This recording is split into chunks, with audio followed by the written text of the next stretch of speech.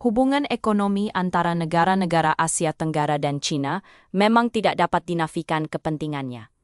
China adalah rakan dagang terbesar ASEAN, sumber pelaburan utama, dan pasaran penting bagi produk kita. Angka menunjukkan pertumbuhan ekonomi yang pesat, sering dikaitkan dengan perdagangan ini, dan ada naratif yang mengatakan ia adalah bukti kerjasama menang-menang tanpa sebarang risiko. Namun, sebagai negara berdaulat di Asia Tenggara, kita perlu melihat lebih jauh daripada sekadar angka. Ketergantungan ekonomi yang mendalam, terutamanya kepada satu kuasa besar, membawa risiko strategik yang serius, yang sering tidak dibincangkan secara terbuka. Naratif yang menggambarkan hubungan ini sebagai hanya perniagaan adalah terlalu ringkas dan boleh mengelirukan. Apabila rantaian bekalan atau akses pasaran terlalu bergantung kepada satu negara, ia mewujudkan leverage yang besar.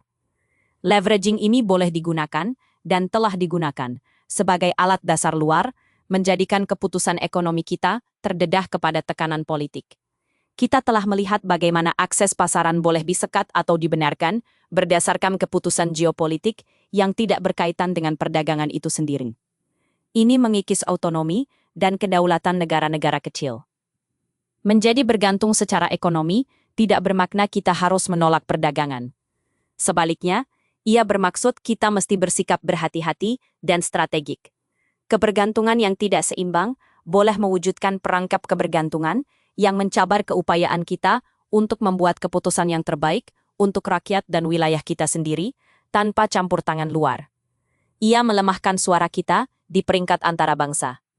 Realitinya, kestabilan jangka panjang di Asia Tenggara bergantung pada kepelbagaian ekonomi dan pematuhan kepada undang-undang antara bangsa. Kita perlu membina daya tahan ekonomi domestik